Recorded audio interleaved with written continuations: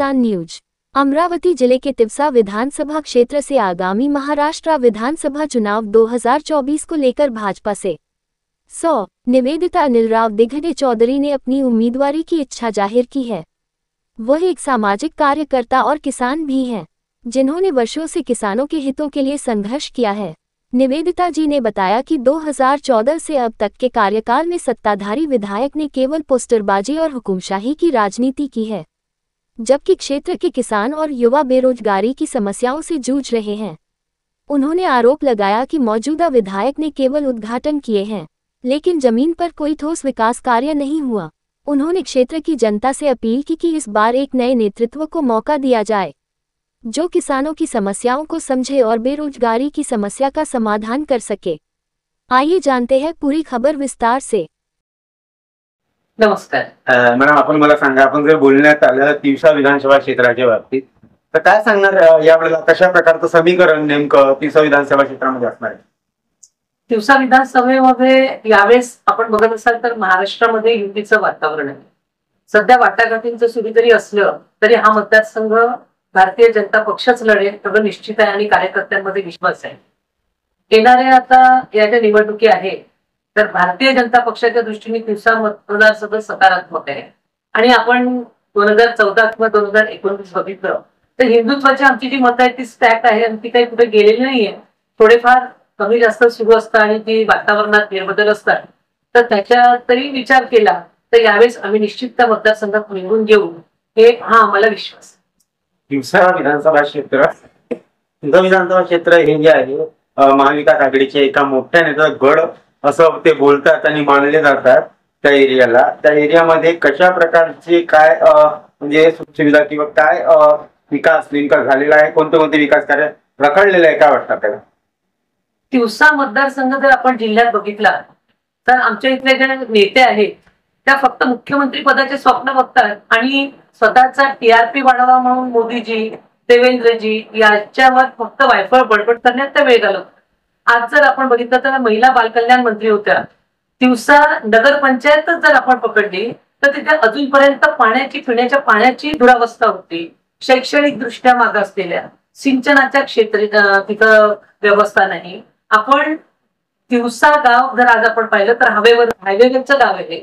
तिवसा नगरपंचायतचा जर विचार केला तर अजूनही तिचा दर्जा उंचावलेला नाही। अमरावती जिल्ह्याचा विचार करता सगळ्या नगर परिषदा, नगरपंचायतचं जर आपण बघितलं तर रस्ते, पाणी सर्व सुधारणा झाली आहे। आज तिवसातल्या नागरिकांची एवढी अवस्था वाईट आहे की तिथल्या पिण्याचा प्रश्न अजूनपर्यंत सुटला नाही।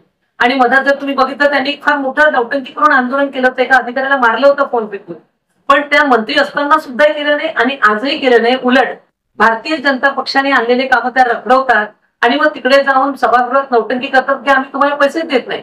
पण त्यांना जर आमचे माननीय पालकमंत्री चंद्रकांत दादा असो की ते देवेंद्रजी सुद्धा पालकमंत्री असताना त्यांना डीपीसीच्या बैठकीला बोलवलं ते येत नाही आणि मग सभागृहात जाऊन सांगतात की आम्हाला तुम्ही फंडच देत नाही।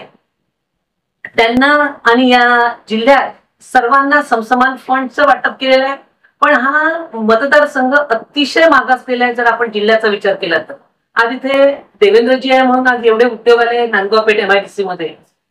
बाकीचा इतर तिवसाचा हा ग्रामीण क्षेत्र आहे, म्हणजे हा याच्यामध्ये शहरी क्षेत्र नाहीये, पण ग्रामीण रस्ते बघितले, ग्रामीण हे शैक्षणिक जर बघितल्या तर शैक्षणिक दृष्ट्या सुद्धा मागासलेले सगळे चांगले प्रोजेक्ट इकडे तिकडे जातात आहे, पण तिवशात चांगले प्रोजेक्ट किंवा तिवशाच्या प्रगतीच्या दृष्टीने त्या असमर्थ ठरलेल्या आहे।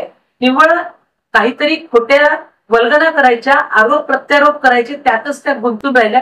त्यांनी आजपर्यंत कुठलीही चांगल्या रीतीने प्रगती केली नाही। फक्त शेअरवादाच्या लढाई, भारतीय जनता पक्षांनी केलेले कामं, देवेंद्रजींनी केलेले कामं, नितीनजींनी केलेले कामं ते आपल्या नावावर खपतील कसं प्रोटोकॉल मध्ये मी बसते आणि कार्यकर्त्यांना मारहाण करणे, अधिकाऱ्यांना मारहाण करून स्वतःच्या पाट्या लावणे, याच्या व्यतिरिक्त त्यांनी कुठलाही विकास केला नाही। आणि हाच मुद्दा आणि ह्याच मुद्द्यावर भारतीय जनता पक्ष निश्चित तिथे निवडून येणार आहे, आम्हाला विश्वास। पक्षाने जर आपल्याला जर तिकीट दिली तर कोणकोणते विकास मुद्दे लक्षात घेऊन आपण त्याला करणार द्याल? पक्षाने मला उमेदवारी दिली कारण 2014ला मी उमेदवार होते, तेव्हा भाजपा स्वतंत्र लढली आणि भाजपा स्वतंत्र लढल्यानंतरही आम्ही निवडून येण्यापर्यंत पोहोचलो होतो, पण स्वतंत्र असल्यामुळे हिंदुत्वाची मतं डिवाइड झाली. पण 2019 आमची जी जय्यत तयारी होती त्याच्यातही तो मतदारसंघ सेनेला गेल्यामुळे मी लढू शकले नाही. पण यावेळेस विश्वास आहे की माझ्यावर जर पक्षाने विश्वास टाकला तर महत्वाचं म्हणजे सिंचन, शेती आणि तिथलं जे शैक्षणिक दृष्ट्या मागासलेपणा आहे आणि आरोग्य दृष्ट्या जो मागासलेपणा आहे त्याच्यात निश्चित मी चांगलं काम करेल. आणि तिथे माननीय नितीनजींनी जे अमेझॉन धर्तीवर जे 6 बंधारे आणले होते, म्हणजे तिवसा गावात पाण्याचा खूप प्रश्न, बिकट प्रश्न आज सुद्धा आहे. म्हणजे तिथल्या पाण्यात शेवाळ येणं किंवा काही येणं असं सारखं सुरू असतं. त्यात तिथल्या पाण्याचा उंच झाला पाहिजे, विहिरींच्या पाण्याचा स्तर उंचावला पाहिजे. म्हणून अमेझॉन धर्तीवरचा एक बंधारा जो नितीनजींनी तिवसा क्षेत्रामध्ये दिला त्याच्यामुळे तिथल्या पाण्याचा स्तर तर उंचावलाच, पण आता जे याच्यात आपलं पालकमंत्री चंद्रकांत दादांनी आणि देवेंद्रजींनी तिथे पाणीचं दिलं, अशी विविध कामं आहेत की जे मी या क्षेत्रात करेल.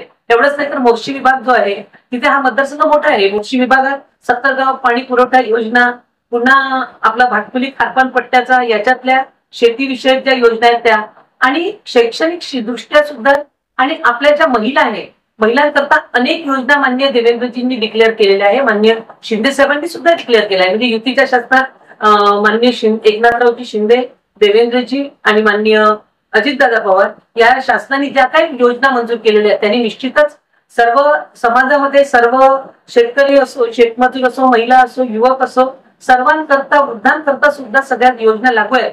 पण मला जर उमेदवारी दिली तर या क्षेत्रामध्ये जो जो विकास मागे राहिला, म्हणजे आजही आपण जर पाहिलं या मतदारसंघात फिरलो तर अनेक ठिकाणं असं आहे की तिथला विकास व्हायचाच राहिलाय आणि बरेचसे जे लॅक्युनाज आहे किंवा सिंचन क्षेत्रातला जो काय माघारलेला आहे त्याच्यात मी निश्चित सुधारणा करेन.